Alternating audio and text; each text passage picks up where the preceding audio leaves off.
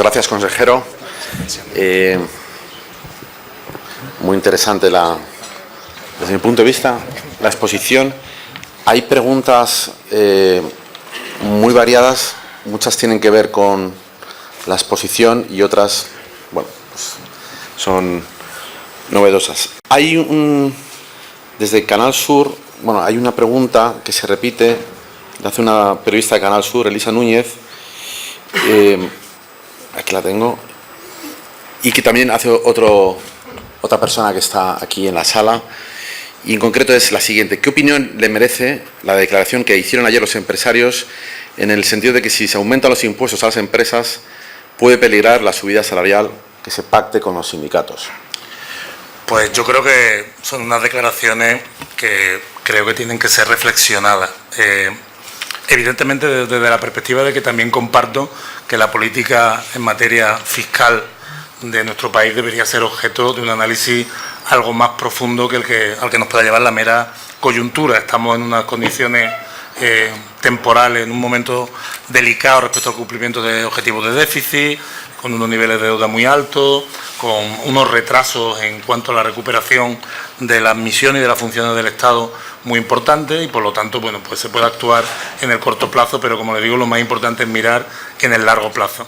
Yo creo que como desde la perspectiva económica no hay ninguna razón para que esa circunstancia que se ha mencionado suceda, pues hay que entender esa cuestión de una manera diferente, quizá en un tono algo amenazante que yo creo que no procede, ¿no? Lo que deben hacer los empresarios, todo el sector, es trabajar con el Gobierno para, mirando también en el medio y largo plazo, tener una fiscalía en nuestro país razonable, estable y suficiente. Sí. Hay una pregunta que le hace otra persona, es si usted no piensa que esta subida que se habla, ¿no?, que está en los medios sobre que el nuevo Gobierno pues, puede implementar, sobre todo en impuestos de sociedades, si usted piensa que puede ser una losa para el crecimiento del que estamos hablando ahora. En otros países la fiscalidad de sociedades es superior a la de nuestro país. No entiendo por qué los números que se están barajando pueden ser un lastre. Y en todo caso no debe serlo. Debemos los gobiernos crear las condiciones para que las empresas ganen dinero y les vaya bien, y por lo tanto el asunto de la fiscalidad y los impuestos no resulte relevante. Como digo, el verdadero reto que tiene este gobierno, como lo tenía el anterior, como lo han tenido todos los gobiernos, es el crecimiento económico. Estamos hablando de cuestiones del cortísimo plazo, olvidándonos que lo que garantiza la sostenibilidad general es el crecimiento de la economía. Y aquí es donde estoy expectante de escuchar a este gobierno, igual que esperé y me desesperé con el anterior gobierno, porque nunca se dijo nada al respecto. Muy bien. Hay una pregunta sobre el tema de la reforma laboral. Usted ha hecho una exposición muy clara. En los últimos años Andalucía ha crecido 420.000 empleos, de los cuales el 90% vienen del sector privado.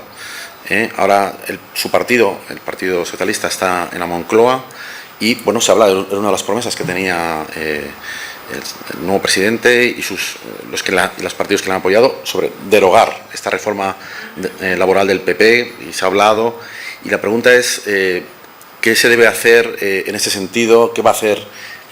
En su opinión, ¿qué se debería hacer? ¿Vale? En su opinión, no, porque usted no es ministro de Empleo de España, pero ¿qué se debería hacer para cumplir esta promesa de derogar la reforma laboral sin penalizar las contrataciones? Y, bueno, al final, ¿qué medidas se deben dar, ¿no? Porque, honestamente, no sé si ha funcionado o no, porque realmente se ha creado empleo. Se ha creado empleo, pero un empleo en unas condiciones de precariedad y de salario que son hoy en día un freno también a la siguiente etapa de crecimiento. La palabra derogar la reforma laboral evidentemente hace un titular interesante, pero yo se lo cambio. Le voy a decir que lo que hay que es cambiar la regulación laboral. Hay que cambiarla porque está diseñada para facilitar la devaluación interna que antes le indiqué, para permitir que rápidamente hubiera un ajuste vía salario de la economía. Igual que antes se ajustaba vía salario a través de una devaluación de la moneda y no nos enterábamos. Esta vez que nos hemos enterado del verdadero coste. Pero yo creo que el Partido Popular, el gobierno de Rajoy, se extralimitó en cuanto a lo que correspondía a ese momento. En general se extralimitó también en las medidas de austeridad que implementó, que dio lugar a una recaída en la recesión como consecuencia de pasarse de frenada. Porque, como digo, esta especie de pasado de frenada también afectó a la reforma laboral, porque se incluyeron en la reforma laboral aspectos que no eran imprescindibles, de carácter con mucha carga ideológica, que no eran imprescindibles a la regulación laboral que ese momento requería. Bueno, con independencia de ese análisis, lo que ahora necesitamos es una regulación laboral acorde con el momento económico en el que estamos. Y en el momento económico en el que estamos requerimos estabilidad en el empleo y salarios más altos para promover, para impulsar la demanda interna. Para hacerlo, tradicionalmente, lo que conviene siempre se ha hecho a través de la negociación colectiva, la negociación laboral. Por lo tanto, las medidas que en el pasado se implementaron para menoscabar la negociación colectiva hay que empezar a eliminarlas, porque de nuevo el Partido Popular cargó contra la negociación colectiva por motivos ideológicos, no por motivos económicos. Se podría haber pensado que estaba integrado dentro de la estrategia de facilitar la caída de los salarios. Para eliminar la rigidez de caída de los salarios, elimina la capacidad de negociación de los sindicatos y caen más fácilmente.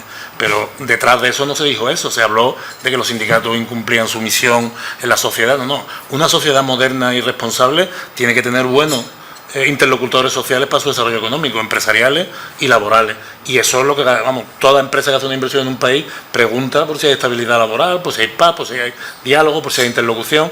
Son aspectos fundamentales y factores de competitividad del crecimiento. Bien, ¿no piensa usted que a lo mejor, en el caso de que hubiera nuevos impuestos, esa inversión que usted está pidiendo, esa inversión sobre todo extranjera, ¿no? También puede ser una barrera de entrada? ¿Cuál es su opinión? Los impuestos, como les digo, hay que mirarlo de una perspectiva de largo plazo. Evidentemente, todos los países del mundo pueden dar una u otras ventajas fiscales a inversiones que llegan en el corto plazo, pero en el largo plazo todas las inversiones terminan adaptándose a la fiscalidad del país. De manera que no tiene por qué ser una cosa contraria a la otra. De tal manera que, como digo, lo que hay que hablar es de esto de una perspectiva de medio y largo plazo, no responder a la coyuntura de una manera abrupta, ¿no? Como le digo, y también le indico, no es cierto que España sea un país con una alta presión fiscal, eso no es verdad, los números así lo dicen, pero bueno, lo que sucede es que entre todos los actores tenemos que decidir qué es lo que verdaderamente es más conveniente y buscar una senda estable para poder operar con certidumbre, que creo que es el valor que más aprecian los buenos empresarios. En este tema, ahora en las primarias del PP, que se está hablando mucho, que entre los dos candidatos que quedan, uno de ellos hablaba que era interesante activar políticas de competitividad fiscal entre países. Bueno, esto yo no sé si a usted le parece peligroso, interesante. Entre países, los resultados ya lo estamos viendo. Política de competitividad fiscal entre países es lo que está haciendo Donald Trump porque los aranceles no es más que fiscalidad. Eso evidentemente terminan siempre pagándolo las clases más desfavorecidas, porque hay una disminución de las condiciones económicas generales. Por otro lado, no hay que olvidar cómo funciona el mundo real. Una cosa es enunciar de manera genérica y ventajista un problema, que el enunciado puede llegar a ser creíble, y otro que la solución sea razonable. Evidentemente Estados Unidos tiene déficits comerciales muy fuertes con Alemania, y déficits que tienen en Alemania no me proporciona ahorrar, y por lo tanto se pregunta a los Estados Unidos cómo le compro yo tanto a Alemania y ellos me compran tan poco, o con China.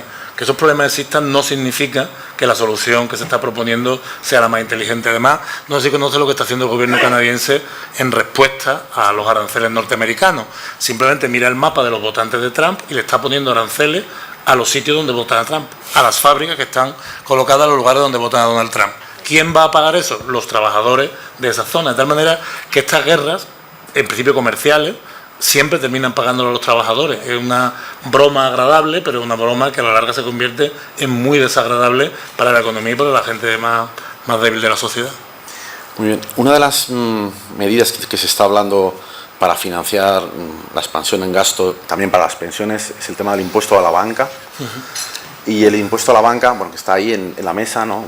La mesa de las posibilidades. El otro día un director de un banco nacional decía: si nos suben los impuestos a los bancos, nosotros lógicamente lo vamos a repercutir a los que nos solicitan las hipotecas, con lo cual es un círculo vicioso y al final, pues unos por otros, ¿quién acaba pagando esto, no? Usted sabe perfectamente que eso no es tan fácil como le voy a repercutir la hipoteca, porque hay competencia entre los bancos. Pero aquí la clave es que todavía está el gobierno por definir cuál es la base imponible, qué es lo que va a ser el objeto del impuesto. Cuando se habla de la tasa Google, ¿qué es lo que se va a fiscalizar? ¿A qué se le va a poner la tasa? Cuando se habla del impuesto a la banca, ¿A qué se va a aplicar el impuesto? ¿A los depósitos, a las inversiones, a los préstamos? No lo sabemos, de manera que todavía estamos a la espera de eso. Muchas de estas expresiones, por tanto, son precipitadas. Lo que sí que le digo que no creo, nuestro gobierno eso está siendo claro en sus expresiones, no creemos en que los impuestos tengan que ser finalistas. No parece razonable que se ligue un impuesto a la banca con las pensiones. El problema de las pensiones va por otro lado, es una cuestión que está ligada al crecimiento económico, de tal manera que los impuestos lo que pueden ser es una medida coyuntural para abordar una situación que en el caso de la seguridad social es una situación coyuntural de dificultad financiera tan parecida a las dificultades financieras que pasó la banca hace no muchos años, que realmente se resuelve a través de un rescate, ¿no? Esto tiene que hacerse así. Eso se hace a través de impuestos, a través de figuras de esta naturaleza, pero, como digo, no puede ser conectando el impuesto con el servicio, porque entonces, evidentemente, en el largo plazo se reorganiza la economía y no sabemos quién termina pagando esta cuestión. Como les digo, en el caso concreto de las pensiones, como les decía, es una cuestión de crecimiento económico. Si no hay crecimiento económico, no son posibles las pensiones, pero ni públicas ni privadas. Es más, si no son posibles las pensiones, las primeras que caen son las privadas y las últimas las públicas. De manera que en este tema se está de nuevo mirando con unas gafas de ver de cerca, cuando realmente es un problema de gafas de ver de lejos. Bueno, hay ya distintas cuestiones sobre temas más concretos. Juan Manuel, creo que es Fernández de ANCI. Un tema que usted ha comentado, el tema de los puertos, y además me parece muy bien porque ha apelado a una estrategia nacional que incluye los 7 puertos en concretos andaluces que están muy especializados, ¿no? Y dice, se ha previsto la construcción de un puerto hub para barcos después del puerto del Canal de Panamá, que compita con ese superpuerto de Marruecos que se está a punto de terminar en Tánger y que obviamente va a ser una competencia para los puertos andaluces. Pues la reacción del puerto de Algeciras ha sido extraordinaria. De hecho, con tecnología propia y de la Universidad de Cádiz, con ingenieros de la Universidad de Cádiz, han reformado sus grúas para que quepan ese tipo de buques, ¿no? Ya están atracando en el puerto de Algeciras. Es absolutamente fascinante ver lo que se ha logrado, porque además es una tecnología que ha permitido su recrecimiento utilizando la misma maquinaria, simplemente elevando su altura y con una tecnología, como digo, española, andaluza, 100%. Bueno, hace pocos días el presidente del puerto de Algeciras me hablaba que originariamente veían con temor el puerto de Tanger-Med, que es el que menciona, ¿no? Y sin embargo, algo que yo le anuncié en su día, ya se está produciendo. Realmente lo que va a haber alrededor del Estrecho de Gibraltar es un clúster de puertos. Y ese clúster de puertos, por razones elementales, pues en parte serán marroquíes, en parte serán españoles, pero también probablemente habrá puertos relacionados con el Estrecho de Gibraltar en Argelia y probablemente, en fin, digamos que esto lo que va a dar lugar es a que haya, como le digo, un conjunto de puertos relacionados con esta cuestión. El puerto de Sines, en Portugal, eso lo que va a traer es más economía. Y hace pocos días me lo reconocía. Pensábamos que el puerto de Tanger-Med iba a ser competencia y lo que está haciendo es un acicate que nos está haciendo crecer todavía más. Porque, como les digo, cuando se forma un clúster de puertos, un clúster de servicios, alrededor crece de manera muy ventajosa la industria auxiliar. De tal manera que no tenemos que ver en Marruecos competencia, lo que tenemos que ver es una oportunidad. Ítem más, le digo que el que Marruecos le vaya bien es muy importante desde el punto de vista económico para España, porque es nuestro socio fundamental en el norte de África y además, evidentemente, casi todos los problemas del Estrecho de Gibraltar de otra índole están relacionados con la diferencia de renta entre España y Marruecos y de África y Europa. Le hace una pregunta a Canal Sur, en concreto, sobre si tiene algún dato sobre ese acuerdo del que se ha hablado entre el gobierno español y el de Arabia Saudí, sobre la construcción por parte de Navantia, ¿no? Entiendo que en Cádiz, ¿no? 5 corbetas para el país asiático. ¿Qué va a suponer para Andalucía, para su economía y para el empleo de la factoría andaluza? Los datos no los tengo en detalle, pero evidentemente eso es otra de las cuestiones que tiene Andalucía. Yo le he hablado de la industria, hemos hablado de la industria petroquímica, importantísima de Andalucía. Hemos hablado de la industria aeronáutica, pero la industria naval también es muy importante. El eje, sobre todo Sevilla-Cádiz, en materia aeronáutica, en materia naval, es un eje muy potente.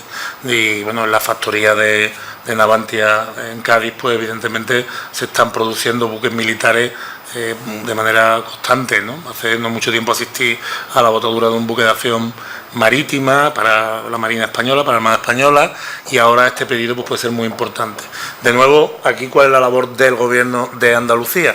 Pues evidentemente no hay que confundir los planos. Los gobiernos regionales, como el resto de gobiernos regionales, tenemos que conseguir que haya mano de obra preparada tenemos que facilitar a la empresa su instalación, su inversión. Antes lo hablaba precisamente con Celsa. Bueno, pues tenemos que colaborar para que las empresas de manera sencilla pues puedan desplegar su inversión y que les vaya bien. Estamos a la espera, como es natural, de los detalles, ¿no? Pero esto es una cuestión que sobre todo recae sobre el Gobierno de España.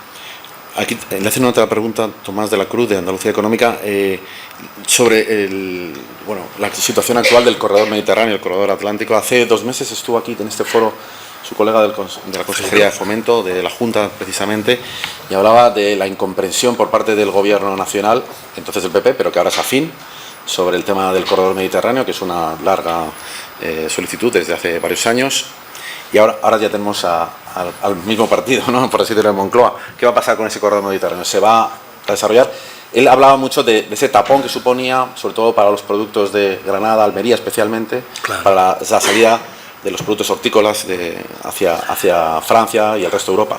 Evidentemente, un cambio conceptual fundamental. Ya me consta que el ministro Ábalos acaba de licitar ya el tramo que este año estaba previsto en los pequeños presupuestos que este año se dedicaba a la cuestión, pero estamos hablando de 40-50 millones de euros al año de inversión, muy lejano a los 1.600 millones que cuesta completar la línea entre Algeciras y Bobadilla.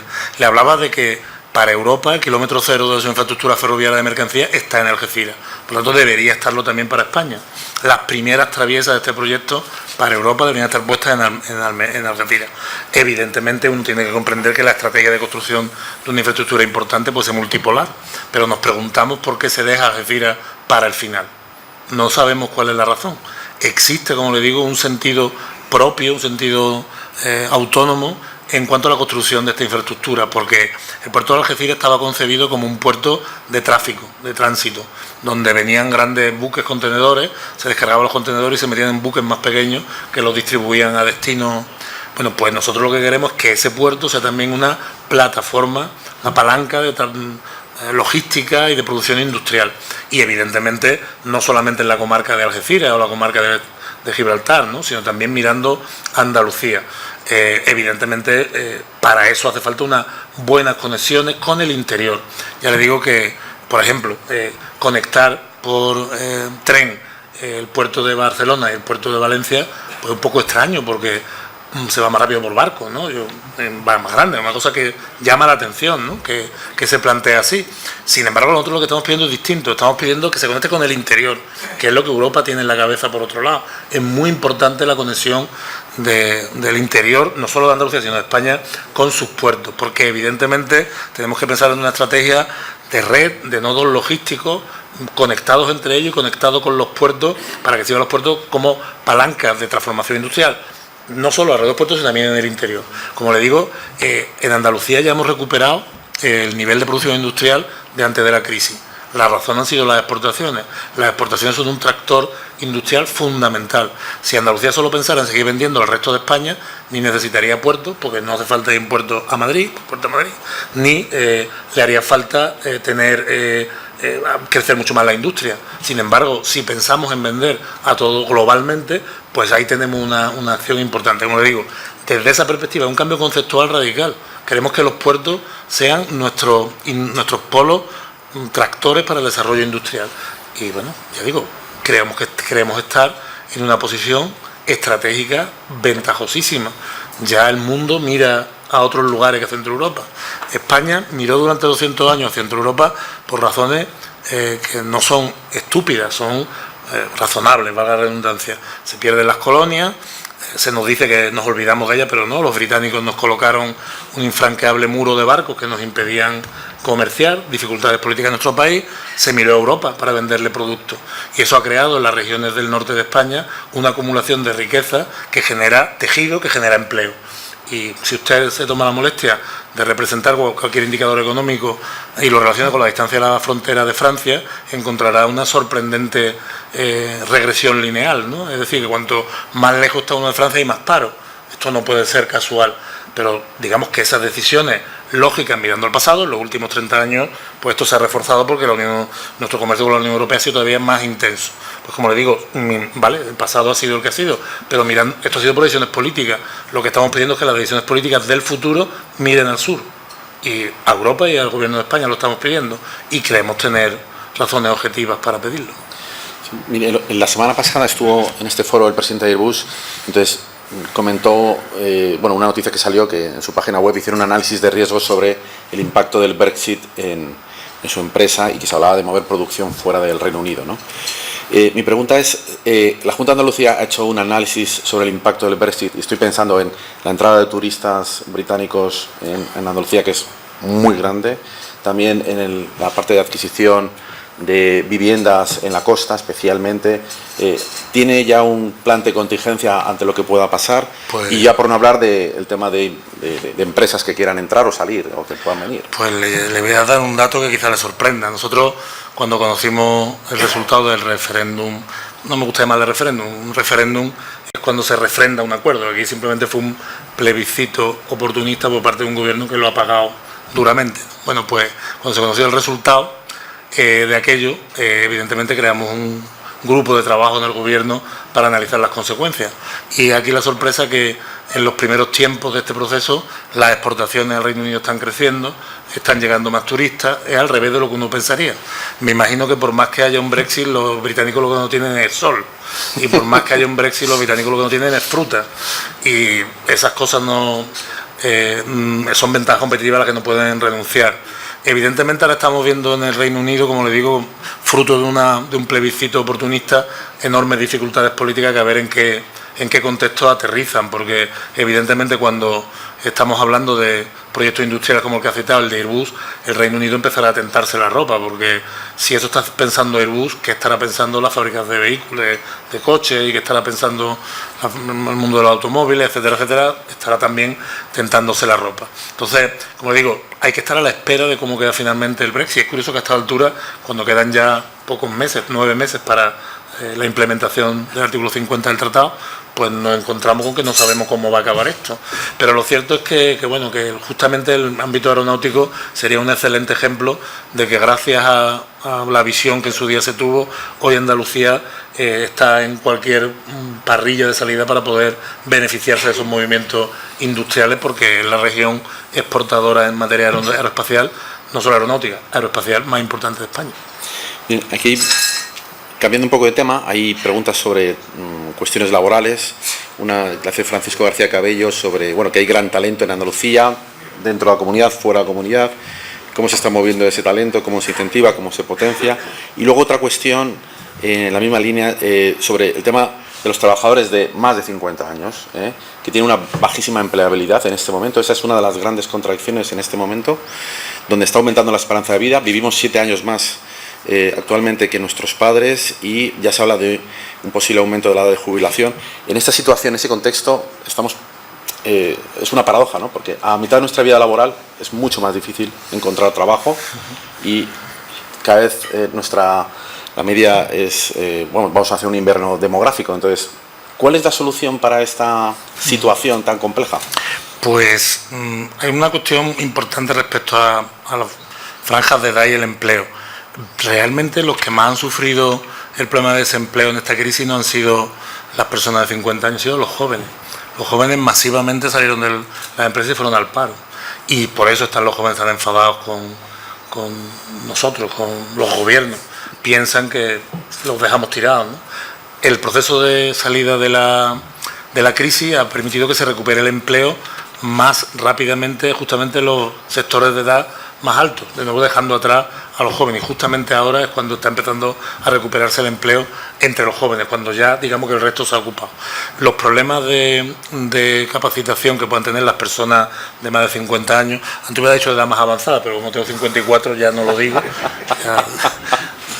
personas con más de 50 años, pues evidentemente no son muy distintos de los que puede tener cualquiera hoy en día, porque toda la fuerza laboral de nuestro país y de muchos otros países se enfrentan a una evolución de los conceptos de trabajo y del modelo productivo, la digitalización tan acelerado que todo el mundo vamos a tener que reciclar nuestras capacidades en plazo muy inminente.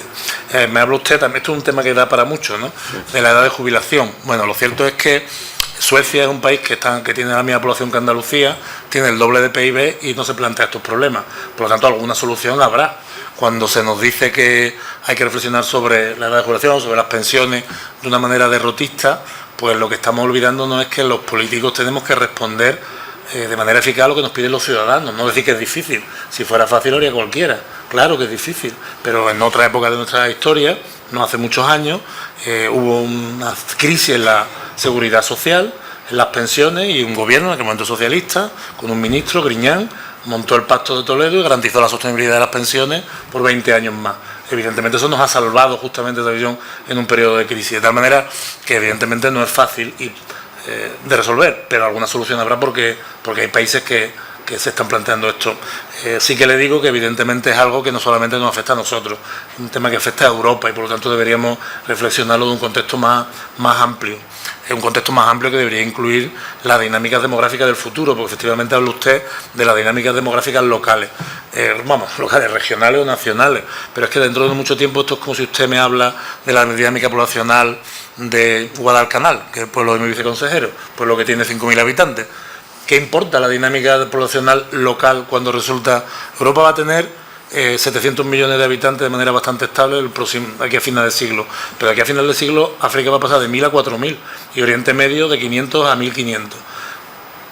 Creo que el problema demográfico no es que los europeos seamos muy viejos, el problema es que nuestra actual estrategia respecto a las migraciones es insostenible, porque no va a haber vallas suficientemente altas para frenar lo que va a suceder, sobre todo si no se generan condiciones de certidumbre, de capacidad vital y de seguridad vital en los países de origen de estas personas. De tal manera que hay que mirar las cuestiones de una perspectiva más amplia, no solamente mirando, como decía antes, con las gafas de ver de cerca, sino con las gafas de ver de lejos y además también con una perspectiva temporal diferente.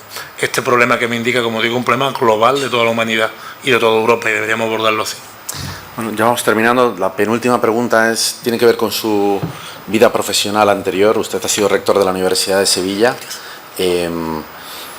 Cuando se habla del desarrollo universitario en España, en Andalucía en general, estamos hablando de que cuando se hacen los rankings, estos rankings que, bueno, son sospechosos al menos a veces, ¿no?, de dónde están las universidades españolas dentro del... Comparado con las otras universidades mundiales, no estamos ahí, ¿no?, o no suelen estar las universidades españolas. ¿Por qué cree que es esto, no? Es verdad que estos rankings miden cosas muy distintas, ¿no?, niveles de investigación, etcétera. ¿Cuál es su opinión sobre esto? Bueno, esto da para otra... Esta es una opinión de experto porque usted ha sido rector. Sí, que claro, cuando uno de estas cosas me da para hablar... Bueno, la cuestión es que, en primer lugar, hay que reflexionar sobre lo que significan los rankings y su utilidad. Los rankings deben tener una finalidad. Cualquier organización hace un ranking para algo. Por lo tanto, ¿para qué se quiere un ranking? Fundamental. La construcción de nuestro modelo universitario en su día no estaba relacionado con los rankings, sino que estaba relacionado con un fin social, que es conseguir que en España hubiera un nivel formativo suficiente en un momento de la historia en el que se señalaba por todos los actores económicos mundiales que eso era un problema de nuestro país, el bajo nivel formativo, hasta tal punto que la OCDE en los años 60 consideró urgente poner una escuela de ingeniería en Andalucía porque no había ninguna de Peñaperros para abajo. No, de Madrid para abajo, ya no de Peñaperros para abajo. De manera que hasta ese punto llegó a estar el tema. Luego después, una vez que hayamos decidido que hacemos un ranking y para qué, vamos a hablar ya de los rankings en particular. Hay que ver qué ranking elegimos como referente, porque no todos los rankings son igual de serios. Entonces yo le digo, yo como rector tenía ofertas constantes de salir mejor en determinados rankings si pagaba. De manera que hay rankings serios y rankings que no son serios. De manera, vamos, se lo digo porque se daban casos milagrosos, ¿no?, de algunas universidades que en el año N estaban en el puesto 80 y en el año N+1 estaban en el puesto 3. Evidentemente, tacatá. Cosas aquí. Ahora, pero como resulta que existen rankings serios, pues uno se tiene que fiar de los rankings serios. El ranking de Shanghái, de Argus, es un ranking serio. Dentro de los no comerciales, porque la mayor parte de ellos son comerciales, existen instituciones internacionales que estudian este tipo de cosas de manera rigurosa, ¿vale? Bien, bueno, pues lo primero que quiero decir es que en el mundo hay unas 20.000 universidades, casi todas las universidades públicas, si no todas las españolas, están en esos rankings entre las 1.000 primeras. Eso significa que están entre el 5% mejor del mundo, cuando son universidades que cuentan con un nivel de financiación muy inferior a esas universidades que luego se utilizan como referente, que son las que están primeras. Casi todo, Carlos, el ranking Argus, por ejemplo, es un ranking, el de Shanghái, es un ranking que está orientado para ver cuánto se parecían las universidades chinas a las norteamericanas de élite. Ese era su objetivo. Bueno, pues dentro de ese objetivo, lo que sí que es verdad es que nuestras universidades públicas se parecen poco a las universidades norteamericanas de élite. ¿Qué sorpresa es esa? Digo yo, el que se sorprenda de eso es... Evidentemente no queremos parecernos a las universidades norteamericanas de élite. El Caltech es una universidad que tiene 2.000 estudiantes, de los cuales 800 son de grado y 1.200 de posgrado. ¿Cuántos profesores tiene? 2.000. Tiene un profesor por alumno. ¿Y de qué vive? No es que es privada, no. Vive del contrato del gobierno de Estados Unidos para que le lleve el Jet Propulsion Lab, que es el que manda los satélites, las naves espaciales, etcétera. De manera que es financiación pública, pero es de élite. Y por lo tanto tiene unas características concretas no asociadas a nuestro modelo como modelo inclusivo. De manera que, como le digo, cuando uno ve el modelo que tenemos, no es para estar tan descontento. En Andalucía, la Universidad de Granada está entre las 300 mejores del mundo. En la Universidad de Sevilla entre las 500. Creo que no es para estar descontento. Ahora, que si entre todos queremos tener universidades de élite. Primera pregunta, ¿cuántas? Primera pregunta. Una, ¿dónde la ponemos? ¿Con cuántos estudiantes? ¿Con qué fin? ¿Qué van a hacer esos 800 estudiantes o 2.000 estudiantes de élite en nuestro país que no puedan hacer los actuales estudiantes de no élite? Yo no sé. Los estudiantes aquí en España somos extremadamente autocríticos con nosotros todo el día. Decimos cosas tales como que es que los egresados españoles no están preparados para el mercado laboral. Ponen un pie en Francia y los contratan. Ponen un pie en Alemania y los contratan. Entonces, misteriosamente no están preparados para el mercado laboral español, pero sí para el alemán. Entonces, algunas cuestiones de este tipo tenemos que reflexionarlas. Y rápidamente no solamente es que sean bien considerados, sino que rápidamente escalan por la escalera de los puestos, son altos directivos, o sea, son élites. Y resulta que estamos formándolos aquí en las universidades públicas, que son inclusivas, que están abiertas a todo el mundo, relacionadas con sus méritos y además últimamente en Andalucía gratis, se aprueba. Pues yo creo que lo estamos haciendo muy bien, sinceramente. Entonces, bueno, yo insisto, lo que uno tiene que preguntarse es, cuando se hacen determinadas reflexiones, qué es lo que se pretende detrás. Por ejemplo, línea de reflexión inútil, la divergencia público-privado. No, en la universidad la única disquisición es bueno o malo. A mí me da igual un público-privado. Si un proyecto público es malo, hay que cerrarlo. Si un proyecto privado es malo, habría que cerrarlo. Si una universidad no investiga, porque está abierta. Si una universidad da título universitario de baja calidad, porque está abierta. Entonces, creo que hay que orientar mejor los análisis, porque hay veces que los titulares fáciles son muy dañinos para nuestra autoestima. Y yo creo que estamos en un momento en el que la autoestima en nuestro país es la clave para creer nuestro proyecto de futuro. Un proyecto de futuro que además apoya a una mayoría aplastante de españoles, vamos. Sí. Bueno, la última pregunta tiene que ser de política. Hombre, esto para qué que raro. no, en un foro de economía. Pero bueno, siempre está el dinero por en medio, ¿no? Entonces, bueno, el otro día estuvo el presidente de la Generalitat con el presidente del gobierno español y bueno, se hablaron de cosas. Yo me tomé la libertad hace tiempo de ver sus comentarios en Twitter. Usted es una persona dura con el nacionalismo y la pregunta va en este sentido. ¿Vamos a pagar los españoles, el gobierno, un alto precio al independentismo por este apoyo que dio los partidos independentistas para llegar a la Moncloa? ¿Cuál es su reflexión? Yo permítame que no especule sobre esa cuestión porque excede a mi responsabilidad, esa cuestión concreta de qué es lo que se va a pagar y lo que no. Yo estoy convencido de que evidentemente el presidente del gobierno ha iniciado una cosa que es correcta, que es diálogo y distensión, porque la tensión y el no diálogo evidentemente es la estrategia del pasado que no ha conducido a cuestiones positivas, por lo tanto creo que es lo correcto. Y luego después de otra perspectiva distinta, y es lo que dice usted en los comentarios, posiciones personales, ¿no? que pongo en las redes sociales, está relacionado con que no debemos reconocer ni por un minuto el más mínimo tipo de superioridad por parte de las posturas nacionalistas tales como se han denunciado. Son posturas xenófobas, supremacistas, excluyentes, que es incomprensible para el que le habla que ningún político de izquierda pueda apoyarla. Son lo contrario que las políticas de izquierda deben sustentar. Y además tienen un profundo origen económico. A pesar del relato que se quiera construir, esto es el resultado de la irresponsabilidad en el gasto, en la forma de comportarse de los gobiernos neoliberales de Cataluña, del gobierno de Convergencia y Unión, que en determinados años subía el gasto público más de un 10% anual y evidentemente llegó un punto que ya no podía seguir, momento en el cual se anunció que España les robaba para poder explicar que ya no podían pagar los lujos que habían decidido permitirse. Evidentemente esa etapa ha pasado. Ahora el resto de las regiones españolas creo que tenemos que decir que este país no tiene problemas territoriales. Nuestros problemas territoriales son las personas. La invención de los territorios como instrumentos políticos creo que debemos dejarla en el cajón hasta que no tengamos resuelto la igualdad, que es lo que verdaderamente debe presidir el futuro de este país. Creo que sobre esa cuestión tenemos un amplio consenso y por lo tanto tenemos que construir alrededor de lo que tenemos consenso. Y por supuesto, como digo, no permitir ni por un segundo, el más mínimo motivo de considerar que desde el nacionalismo se tiene una superioridad moral. Además, sinceramente, ya como español, muchas de las expresiones que se han producido desde ese mundo me han dolido profundamente. Las he considerado una traición a un pacto y algo que es fundamental en el desarrollo personal de los individuos, que es la lealtad a los acuerdos y el ejercicio responsable de las responsabilidades de los gobiernos. En este caso, los gobiernos regionales tienen unas responsabilidades claras y salirse de ellas, evidentemente, es un acto de deslealtad que, desde mi punto de vista, es muy grave. Pero digo, esto es mi opinión personal. Personal, sí, está muy bien, muy bien aclarado. Pues muchas gracias a los dos, gracias a CEPSA y a su director, Juan Antonio Vera, especialmente gracias al consejero por su exposición. Esa situación económica tan grata, ¿no? Con esas cifras tan buenas de empleo, de inversión, de exportaciones, que son números alentadores, pero imagino que el consejero no estará satisfecho, ¿no? Que esperará más, ¿no? Le deseo mucha suerte en lo que queda de legislatura y esperamos verle de nuevo en este foro. Muchas gracias a los dos, muchas gracias a todos los asistentes. Muchas gracias.